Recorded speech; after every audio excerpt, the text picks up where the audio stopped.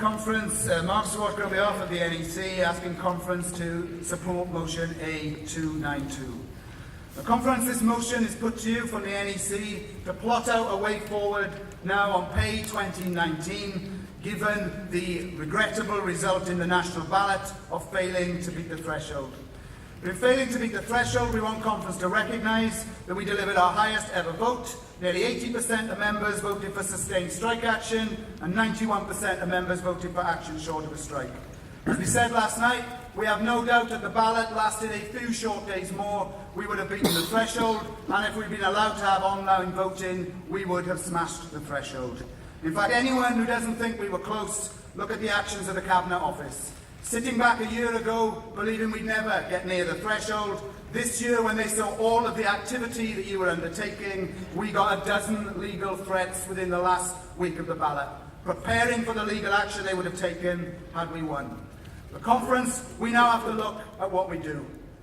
Earlier in the week, John Manzoni, the Chief Executive of the Civil Service, wrote to me, urging us to engage in delegated pay bargaining, confirming the government will give 1% funding this year for pay, and that any more than 1% can only be found from flexibilities which will include changes to terms and conditions or efficiency savings. So this motion now sets out what we believe we need to do moving forward.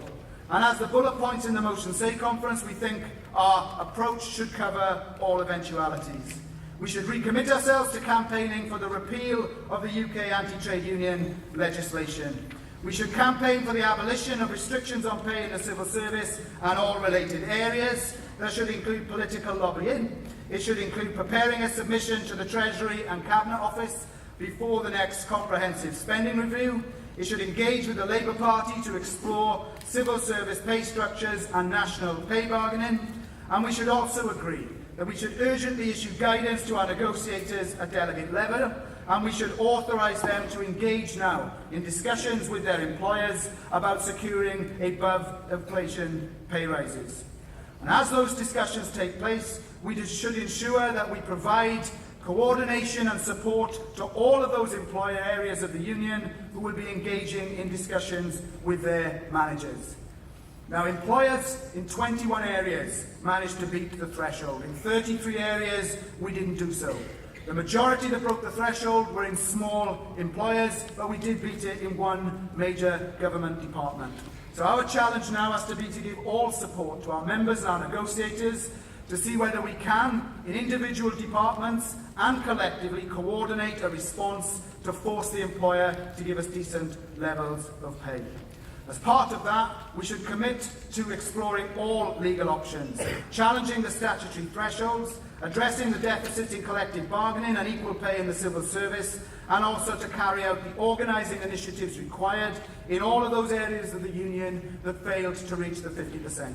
And last night, Conference, with you as delegates, we explained that in over 100 branches we beat the threshold. In many branches we go over 70%. But in the majority of branches we fell just short, and in a number we felt considerably short. And therefore, Conference, the organising work is not an optional extra. We must commit in every workplace to get more reps, more advocates prepared to build the union, because the plain fact of the data we have is where reps talked to members, the turnout was much, much higher than where we did not have those individual conversations. The Conference, what we suspect this debate will really about is what we do next in terms of any national union response. And fundamentally, Conference, we're asking you to agree that a national aggregate ballot was the right approach for the union to take, and more importantly, the next ballot we should have should also be a national aggregate ballot. And it's a pretty simple reason why. If you need national pay and conditions, and you need nationally to break the Treasury's pay cap, it is only national civil service action that will do it.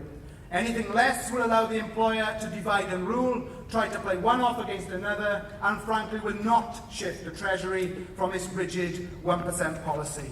So instead of having a defeatist attitude, instead of believing it cannot be done, your NEC believes that we will beat the threshold if we do the work required, and ultimately we believe this.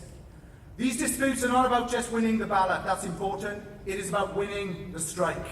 And if we want to win the strike, the Treasury must realise it is national union action representing every member in every employer. We hope you support the motion.